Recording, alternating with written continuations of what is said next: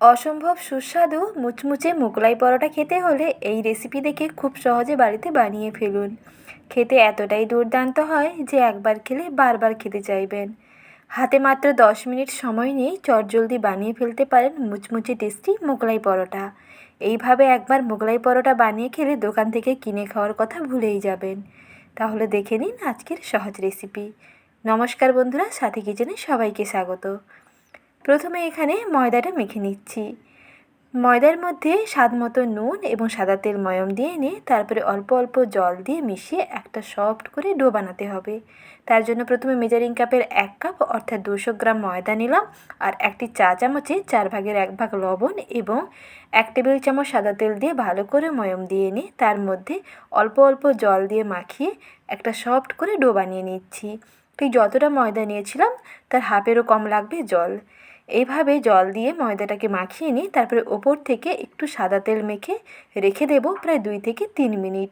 ততক্ষণে ডোটা দেখবেন আরও বেশি সফট হয়ে যাবে। আর যেহেতু ময়দা দিয়ে বানানো হয়েছে তাই ওপরটা যাতে ড্রাই না হয়ে যায় তার জন্য ওপরটাতে একটু তেল ব্রাশ করে রেখে দিন। একটু ঢাকনা দিয়ে ঢেকে রেখে দিলে ডোটা অনেক বেশি নরম হয়ে যাবে আর অনেক বেশি ভালোভাবে সেট হয়ে যাবে। ততক্ষণে এদিকে দেখুন একটা সেদ্ধ করে নেওয়া আলু নিয়েছি, আলুটাকে একটা গ্রেটার দিয়ে গ্রেট করে নিচ্ছি। আলুটা গ্রেট করে নিলে এটা বেশি বেটার লাগে খেতে, তার জন্য আলুটাকে প্রথমে গ্রেটার দিয়ে গ্রেট করে নিলাম। আর আলুটা অবশ্যই কিন্তু সেদ্ধ নিতে হবে। তারপরে একটা বাটির মধ্যে নিয়ে নিচ্ছি একটা ডিম। ডিমের মধ্যে দিয়ে দিচ্ছি সেই সেদ্ধ করে নেওয়া গ্রেট করে নেওয়া আলু। ডিমের সঙ্গে আলুটা দিয়ে দিয়েছি। এখন দিয়ে দিচ্ছি পেঁয়াজ কুচি। পেঁয়াজগুলোকে এইভাবে মিহি করে কেটে নিতে হবে। তার সঙ্গে দিচ্ছি কুচনো কাঁচা লঙ্কা। ঝালটা আপনাদের পছন্দ মতো বাড়িয়ে কিংবা কমিয়ে নিতে পারেন। বেশি চাইলে অবশ্যই বেশি দেবেন, না চাইলে স্কিপ করবেন। তারপরে এর মধ্যে অল্প একটু টমেটো কুচিও দিয়ে দিলাম। তারপরে স্বাদ মতো লবণ। একটি চা চামচের হাফ চামচের একটু কম দিলেই হবে। তারপর একটা স্পেশাল সিক্রেট উপকরণ দিলাম, সেটা হচ্ছে হাফ চামচ কর্নফ্লাওয়ার। এই কর্নফ্লাওয়ার দেওয়াতে এর বাইন্ডিংটা কিন্তু খুবই সুন্দর হবে। মোগলাই পরোটা বানাতে গেলে একটুও কিন্তু আর অসুবিধে হবে না। দেখবেন পরোটার গায়ে যখন ডিমের ঘোলাটা দেওয়া হয়, পরোটা থেকে ডিমের ঘোলাটা কিন্তু আলাদা হয়ে যায়, কিংবা পরোটাটা ভাঁজ করতে অসুবিধে হয়, ফেটে বেরিয়ে যায় ডিমের ঘোলা। তাই সেটা যাতে এই অসুবিধাগুলো না ফেস করতে হয় তার জন্য এর মধ্যে হাফ চামচ কর্নফ্লাওয়ার দিয়ে দেখুন ডিমের ঘোলাটা পরোটার গায়ে বেশ ভালোভাবে আটকে থাকবে আর পরোটা ভাঁজ করতে অনেক বেশি সুবিধা হবে। এইভাবে একবার বানিয়ে দেখতে পারেন মোগলাই পরোটা। কিছুক্ষণ পরেই দেখুন ঢাকনাটা সরিয়ে নিচ্ছি, ডোটাকে আরও একটু ভালো করে মেখে নিচ্ছি। ডোটা দেখুন আগের থেকে অনেক বেশি নরম এবং অনেক বেশি তুলতুলে হয়ে গেছে। এখন এই ডোটাকে বেশ ভালো করে একটু মেখে নিই, তারপরে এর থেকে একটু বড় মাপের করে লেচিগুলো বানিয়ে নেব, কারণ পরোটা একটু বড় মাপের করে বানাতে হবে। দেখুন একটি করে লেচি নিয়ে একটু শুকনো ময়দা ছড়িয়ে নিই, তারপর একটা বড় মাপের করে রুটি বানিয়ে নিচ্ছি। আর যতটা পাতলা করে নেওয়া সম্ভব ততটা এখানে পাতলা করে নিতে হবে। একটা বড় মাপের করে পাতলা করে প্রথমে রুটি বানিয়ে নিলাম। রুটিটা দেখুন এই রকম পাতলা আছে, আর এই রকম একটা বড় মাপের করে রুটি বানিয়েছি। তার মাঝখানে সেই তৈরি করে নেওয়া ডিম আলুর স্টাফিংটাকে এইভাবে দিয়ে দিন। আর ডিম আলুর যে এই স্টাফিংটা রেডি করা হয়েছে এটা থেকে আপনি 2টো পরোটা রেডি করতে পারবেন, অর্থাৎ 2টো মোগলাই পরোটা বানিয়ে নিতে পারবেন। সেই মতন করে অর্ধেকটা এখানে দিয়ে দিলাম, বাদবাকি অর্ধেকটা কিন্তু অন্য পরোটাটা দিয়ে দিতে হবে। এইভাবে 2টো পরোটা আপনি একটা ডিম দিয়ে রেডি করে ফেলতে পারবেন।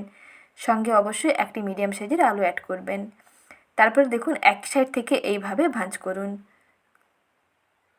একটার গায়ে একটা পার্ট ওভারল্যাপ করে দিন, তাহলে পার্টগুলো ভালোভাবে আটকে যাবে আর ভাজার সময় খুলে যাবে না এবং ডিমের পুরটাও দেখবেন বাইরে বেরিয়ে যাবে না।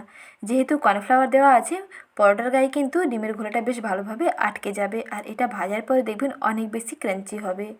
তার জন্য এইভাবে করে প্রথমে ফোল্ড করে নিন, তারপরে কড়াইতে তেল দিয়ে তেলটাকে বেশ মিডিয়াম আঁচে গরম করে নিয়ে পরোটাকে এপিট ওপিট উল্টে পাল্টে লাল করে ভেজে ফেলুন।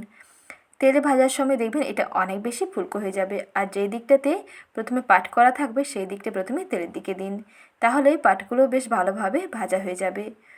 তারপরে মোটামুটি একটু এই পাটগুলো ভাজা হয়ে গেলে তারপরে অপর সাইডটাকে উল্টে দিন, আর যে দিকটাতে মুখটা শীট করা থাকবে সেই দিকটা একটু ভালো করে ভেজে নিন, যাতে ভেতর থেকে খুব সুন্দরভাবে ভাজা হয়ে যায়। বেশ সুন্দর ফুলকো হয়ে গেছে আর অনেক বেশি মুচমুচে হয়ে গেছে। এখন এটাকে একটা প্লেটের মধ্যে নামিয়ে নিচ্ছি। তারপরে এইভাবে ছোট ছোট চৌকোনা করে কেটে নিচ্ছি। এইরকম চৌকো চৌকো করে কেটে নিতে হবে। এগুলো আপনি খালি মুখেই খেতে পারবেন। খেতে এতটাই দুর্দান্ত হয় যে একবার খেলে বারবার খেতে চাইবেন, আর কাউকে খাওয়ালে তো বারবার আপনার কাছে রিকোয়েস্ট আসতেই থাকবে। তাহলে আর দেরি না করে রেসিপি দেখে আজই বানিয়ে ফেলুন। আর সহজ রেসিপিটি একটু ভালো লেগে থাকলে ভিডিওটিতে প্লিজ লাইক করবেন। এই রকম নিত্য নতুন রেসিপি পেতে চ্যানেলটিকে সাবস্ক্রাইব করে নতুন বন্ধু হয়ে যুক্ত থাকার অনুরোধ থাকলো। আর দেখুন এই মোগলাই পরোটাগুলো কতটা মুচমুচে হয়েছে। ওপরটা যেমন এইরকম মুচমুচে ক্রাঞ্চি হবে, ভেতরটা অনেক বেশি সফট হবে। একটু খেলে আর একটু খেতে চাইবেন। আজই সহজ রেসিপিটি ট্রাই করে ফেলুন।